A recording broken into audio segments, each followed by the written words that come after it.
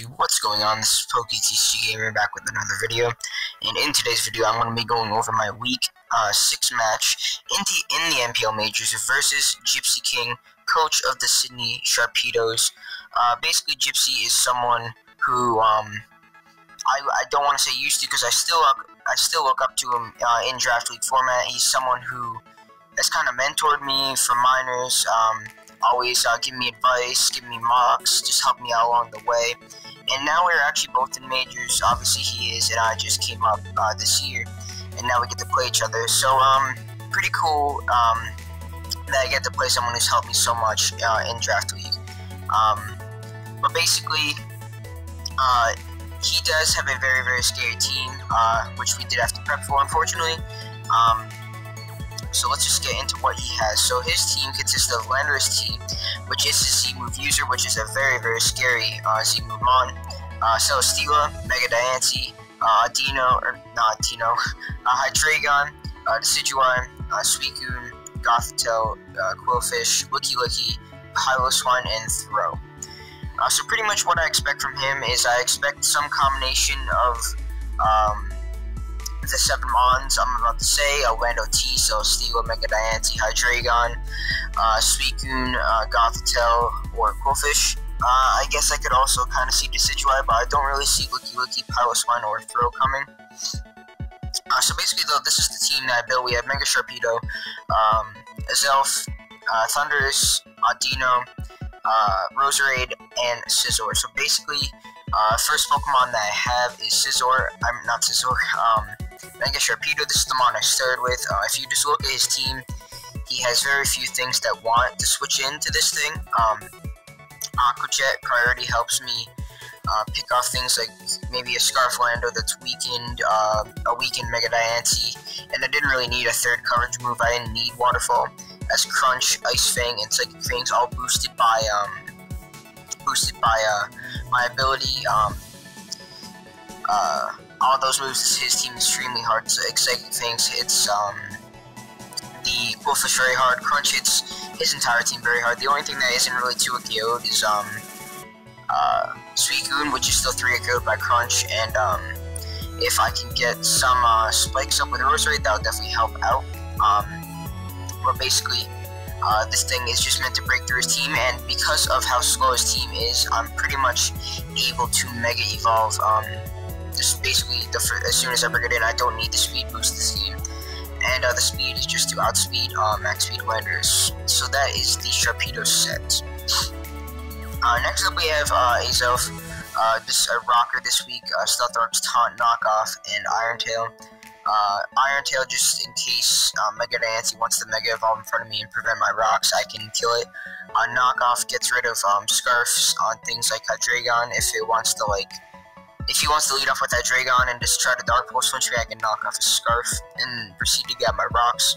Knockoff is just useful for getting rid of leftovers on his bulkier things, maybe like leftovers on Landorus T, and that's pretty much it. Yeah, this gets rid of leftovers, and Iron Tail just hits Mega Diancie. Taunt just stops other things from setting up rocks, or like Celesteela, I guess, from weed seeding, or Quillfish from hazard stacking me, so that's pretty much why Taunt is there. Next up we have Thundurus. I was kind of torn on what kind of Thundurus set I wanted to run this week. At first I had a Thundurus set with Double Dance, with Agility, Nasty Fly, HP Ice, and Thunderbolt, which kind of does hit his team pretty hard, but he does have things like the Licky and the Piloswine, which even, like, I know boosted Licky is, it's not going to appreciate Thunderbolts, but I can't really set up on those, so I kind of just went away from setup just because I don't really have that many opportunities, and I kind of went toward this C-Focus Blast set, which, his only really 2 switch-ins are things like, things that resist Thunderbolt on his team are Hydreigon, Decidueye, and Piloswine is immune, and then Licky is pretty bulky on the special side, and it just takes Thunderbolts, and C-Focus Blast hits 3 out of the 4 of those, and the other one I can just U-turn on, and I have U-turn over Volts, which is so I'm not blocked by Landorus. But yeah, this thing, it can do a lot of work to his team. Basically, if you just bring the Piloswine and do it with the C-Focus Blast, I can hit the Hydreigon with the C-Focus Blast if it's not the Scarf. The Decidueye I can U-turn out on or hit it with an HP Ice, and the rest of his, and I get it Landers with an HPS, and then the rest of his team I can just click Thunderbolt versus.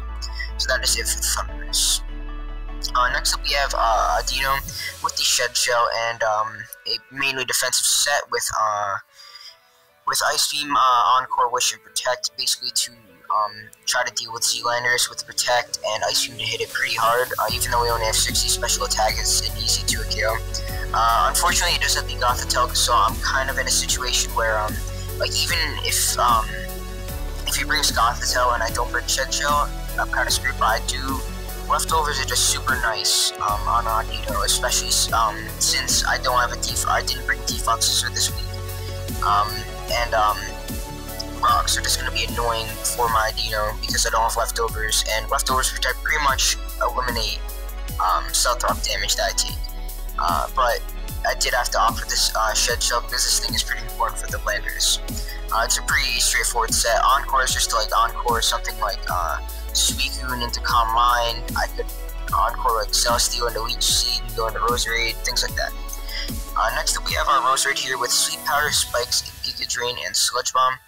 With the spread of max HP, we have 16 special attack with a modest nature, and 196 in speed, which is to outspeed something like if he wants to speed creep something, like if he predicts me to like speed creep his Decidueye with something and goes to 64, I just went to 65 just because, and then I dumped the rest into special defense. The 16 in special attack with a modest nature, I'm pretty sure is to I'm actually not exactly sure what's for. It might be to 2-KO Hydreigon with Sludge Bomb. I think that might be it. And we do have the natural cure ability, so we can't get status by his team. And yeah, that's pretty much it for the Roserade. And lastly, we have the Scizor with the Aquaberry, Swords Dance, Roost, U-Turn, and Bullet Punch.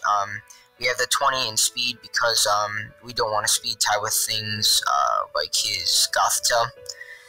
If he wants to speed creep me. Basically, Bullet Punch is there to check the Mega Diancie, and we can SD potentially if we can kill a Celesteela, we can Suicune and things like that. This thing can put in some work. Aquaberry, just so we're not O-code by something like Hydreigon's Fire Blast, Mega Diancie, Fire, and things like that. So, a pretty quick team build. I think I got the point across. Definitely a tough match to prep for, but I think we are in a good spot with the team that we brought. So, I will see you guys in the battle.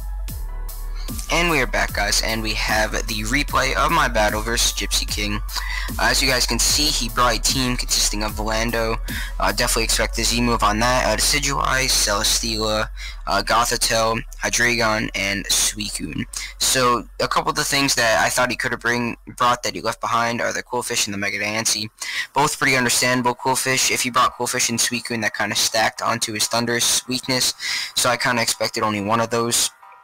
And the Mega Diancie, like, even though it does do good versus my team with HP Fire and just other coverage moves, just, I guess the threat of just Mega Scizor, not Mega, Scizor Bullet Punching and then Adino kind of walling was enough for him to leave it behind. So pretty much, I'm just going to lead off with my Azelf. I don't see a Mega Diancie. There's no way he can block my rocks with like a fast taunt user, unless it's like Scarf, Taunt, Hydreigon, which is just nothing. He wouldn't bring that. And I pretty much can just knock turn 1, getting rid of a Scarf or lefties on something turn 1 left, unless it's the Lando. So I do lead off with my Azelf, as he does lead off with this Gothitelle. So this thing could be Scarf. Either way, I'm just going to knock it off. I get rid of whatever item it has, as he does reveal to be Scarf right here, clicking Foul Play, as that does bring it down to my Sash because I am max attack invested with Knockoff and Iron Tail. As I do Knockoff, and right here I could have clicked Knockoff again, but for some reason I was fearing like a Rocky Helmet Mon, you guys will see later why clicking Rocks here was the better play. As I do click Rocks, as he just kills me, and now I'm able to go into my Mega Sharpedo and get off my Mega Evolution very, very early. And you guys will see later, I'm just gonna reveal it now, that he is Scarf Hydreigon, so if I did knock off there, I wouldn't have got off my Rocks, which I definitely wanted my Rocks up this game. As he does go into his Hydreigon, just fearing him to drop a Draco, I just go into my Adino. As you guys are going to see, it does do 65. I probably could have EV'd my Adino a little more precisely to take that better. but I just wanted it to be as defensive as possible for his Landers. So pretty much, I can take another one, guaranteed. So I'm just gonna wish up, as the next one only does like 27 to 32. As I do wish, and now I'm just gonna protect, because if he like clicks Leech Seed, I can Encore him into that. As he does go into his Lander, so I'm just gonna protect, and now I'm just gonna click Ice Beam, predicting rocks, and you guys are going to see that does 66, so now his Landers can only come in one more time unless he has Defog on his Decidueye. And now I know he's going to switch out, so I'm just going to click Wish as he does go into his Celesteal again. And I think yeah. So staying in there was, it was good for two reasons. One, if he Leech Seed, I could Encore him. Or if you could, I wouldn't outspeed him, so if I could just Encore him after this turn, and just lock him into whatever he clicked into. And I did actually expect him to go for a Stone Edge, predicting my Thundurus, stopping it from getting the Wish.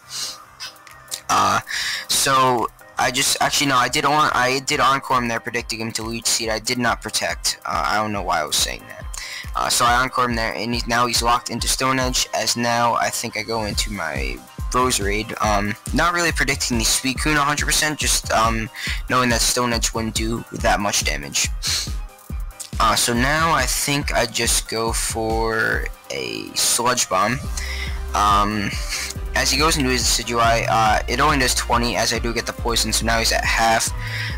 And right here, I kind of made a stupid play. I was kind of predicting a Synthesis or something along those lines. So I try to make a very, very offensive play and go into my Decidueye, or not into my Decidueye, into my Sharpedo. As you guys are going to see right here, I go into my Sharpedo.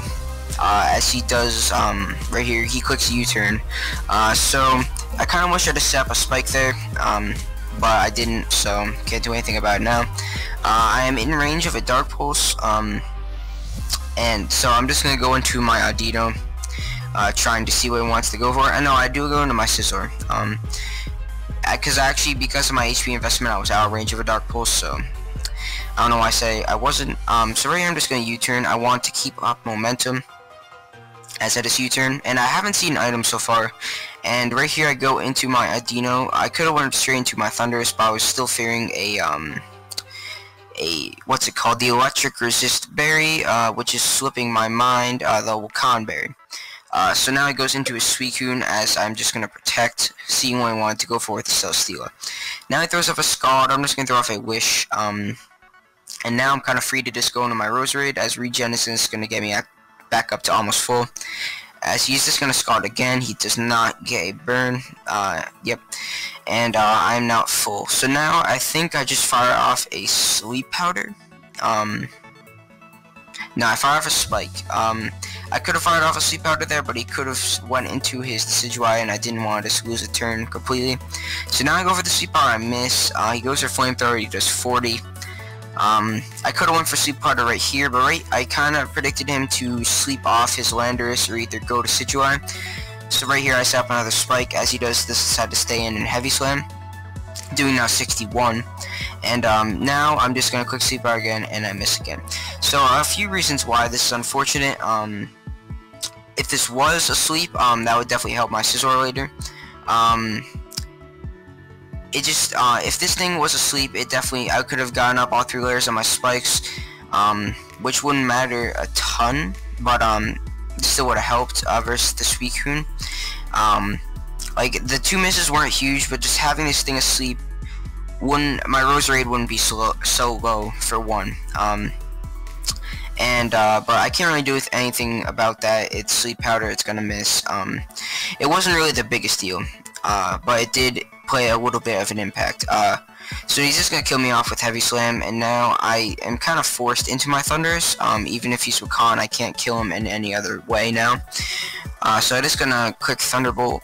Or no, actually, okay, I clicked Z Focus Blast here, because if he, basically, I thought my only way of winning this at this point was if he chokes and goes into his Scarf Hydreigon. So I don't know why I did click Z Focus Blast here. Another reason I did that, it was just in case he was a Wakan Berry, but at that point, I was pretty sure that he wasn't. but he does go into this, and obviously he's immune. But now I can just click HP Ice, and I do get to get a kill with my Thunders, as he does go for the Sucker Punch. If I just Thunderbolted,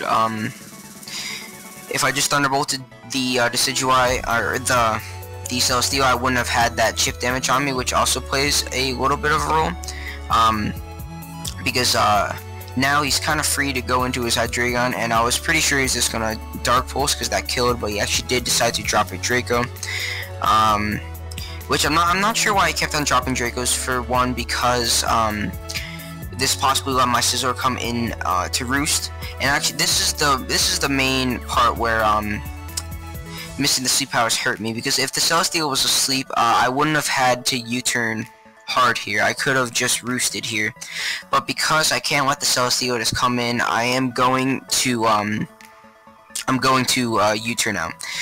So now Sharpedo does get to come in and get a kill with just Crunch. I can just click Crunch. If he goes into his Hydreigon, that would just be a choke. So I just Crunch. Now he can go into his Hydreigon, and right here, kind of make another misplay. I was very much expecting him to Dark Pulse. It was pretty much no drawback. My Dino would come in at 85, and Dark Pulse still does around 40-ish%, and it has, I'm pretty sure, it had a chance to 2 KO from 85. So I'm not sure why he made this play here, because I feel, so I go into my Scizor predicting a Dark Pulse, because I thought at this point Sharpedo is more important, but he does actually drop a Draco. So why I don't understand that is because if I sacked off my Sharpedo, I could have went into my Scizor then and roosted and kind of had a chance to just win because it was Swords Dance. But now you guys are going to see, because I sacked my Scizor and he did drop a Draco, I pretty much lose this game. I'm just going to put this on fast mode because this game is pretty much over. Like, I had a tiny chance to win right here at his Ice Beam.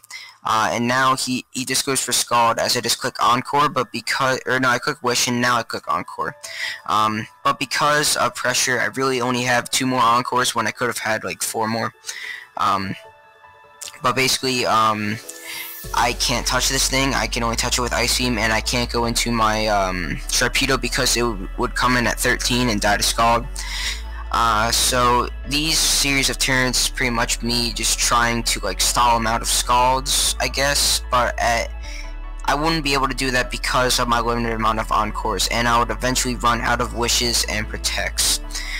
So I'm just gonna speed this up a little bit, sorry guys, but it's just not really that entertaining. Right here, as he got me down to 14 and I click Wish, my Protect was pretty obvious and I could have Ice Beam there, but in all reality it wouldn't have mattered because he revealed to me that he was Rest Suicune, so he would have stalled out my Dino in the long run. And even if, like, I guess potentially I could have wished into my Sharpedo, but at that point he could just click Draco, switch out and sack something, whatever he had left, and then click Draco again, in my mind, because my Dino would be too low, if that made any sense. Pretty much, I think if I did Ice Beam here, he would have still won 1-0 in the end. But you guys are going to see, I do Protect, making the obvious play, and now he just fires off a C move, killing my Dino. Sharpedo is actually going to get its 3rd kill of the game, but in the long run it doesn't really matter because now he gets to go into his Hydreigon. If I just had a tiny bit more damage on this Hydreigon, definitely would have helped me out, because I did kill the Suicune with my Sharpedo at that point. So very, very close game. He does win 2-0. We are now 3-3 with +6, but we're still in a good spot. Even though we are actually 5th in our conference right now, because there's 2 4-2 teams and 2 5-1 teams ahead of us. We still control our own destiny. We do still play Joel and Cheese, both in our conference, and who are both ahead of us right now. So those 2 games are actually our last 2 games of the season, and probably our most important games. So next week we'll play David, a rematch of last season's Minors semifinals. So that's definitely going to be a good one. Well, if you guys enjoyed this video, make sure to leave a like down below, and I will see you guys next time. Peace.